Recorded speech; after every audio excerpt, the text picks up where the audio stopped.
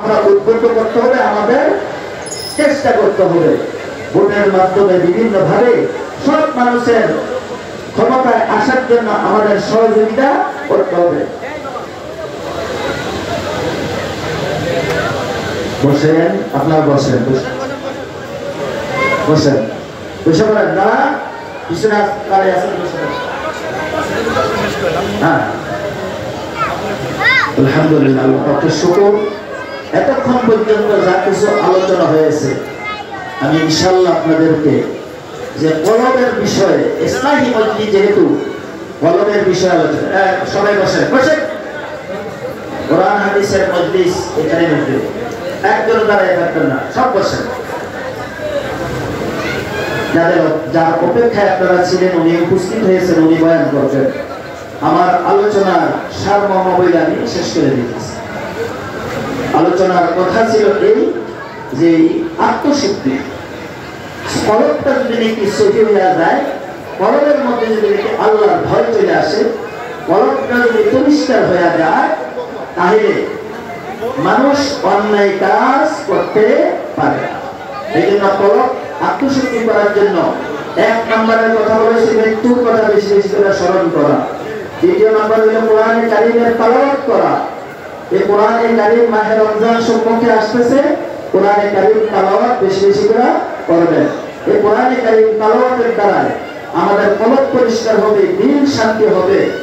এবং এরপরে সর্বশেষ যে কথা বলা হইল, আমরা কথিত সরকারের সময় যে জুলুম নির্যাতনের শিকার হয়েছি, আমরা সবাই এই দেশের মধ্যে ভোগান্তির শেষ পর্যায়ে আমরা গিয়েছি। গুম, খুন, হত্যা, চাঁদাবাজি, রাহাজানি, এরপর দখলবাজি, টেন্ডারবাজি সবকিছু হয়েছে। বাংলার মানুষ ভবিষ্যতে এটি দেখতে চান? আপনারা দেখতে চান? যদি এটা দেখতে না চান, তাহলে ক্ষমতায় এমন লোককে আনতে হবে যারা সৎ এবং ন্যায় নীতিবান, যারা সৎ এবং ন্যায় নীতিবান। তারা আসলে অনেকজনে মনে করতেছে ইসলামী হুকুমত হইলে পর এই দেশের মানুষ অনেক, এদেশে বহুত কিছু, হিন্দুরা থাকতে পারবে না, কষ্ট হবে, না সেই না, বহুত কঠিন না। ইসলামী হুকুমত হইলে পর দেশের মানুষ এবং সংখ্যালঘু মানুষ এরকম শান্তি পাইবে যেই শান্তি খারাপদের আসে না সবাই হয়েছিল। আল্লাহ পাক রব্বুল আলামিন আমাদেরকে সবাইকে কোরআনে কারীমের আলোকিত হওয়ার তৌফিক দান করুন। মাহে রমজান আমলের সাথে এবং কোরআনে কারীমের তেলাওয়াতের সাথে কাটানোর তৌফিক দান করুন। আল্লাহ পাক রব্বুল আলামিন আমাদেরকে সবাইকে তৌফিক দান করুন।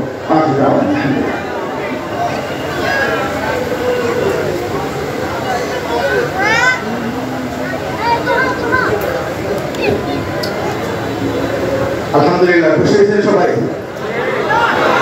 কষ্টের পরে এতক্ষণ হযরতের নসিহতগুলো শুনলেন, এই নসিহতগুলো যে আমল করা যাবে রমজান মাসে ইনশাআল্লাহ, এই আমল করবেন ইনশাআল্লাহ। আল্লাহ তাআলা তৌফিক দান করেন। আপনারা এখন একটু আমাকে সহযোগিতা না করলে, এটা আমাদের মাদ্রাসার ঘরোয়া প্রোগ্রাম যেহেতু আমরা তো মাঠে করি নেই, তো একটু মেহরবানি না করলে একটু কষ্ট হয়ে যাবে। আপনারা যদি অন্যদেরকে একটু সাপোর্ট দেন, তাহলে সবাই আলোচনা শুনতে পারবেন না ইনশাআল্লাহ। তাহলে একটু মেহরবানি করে এই যে এই মাঝখানে জায়গা আছে, এই জায়গাগুলো ফিল আপ করতে হবে। ওই জায়গায় সাইকেল, ওই সেক্টর, তাই ক্যামেরা বন্ধ করতে হবে। কারো কোনো ক্যামেরা, মোবাইল কেউ ব্যবহার করবেন না, নাহলে আপনারা মোবাইল ওপেন করলে উনি কিন্তু আলোচনা করবেন না। কথা বুঝতে পারলাম? এই জন্য মেহরবানি করে ভাই ভিডিও রেকর্ড করে সব বন্ধ করে দিতে হবে। সব বন্ধ না করলে ওই কথা বলবেন না, ভিডিও রেকর্ড করা বন্ধ। এই ক্যামেরা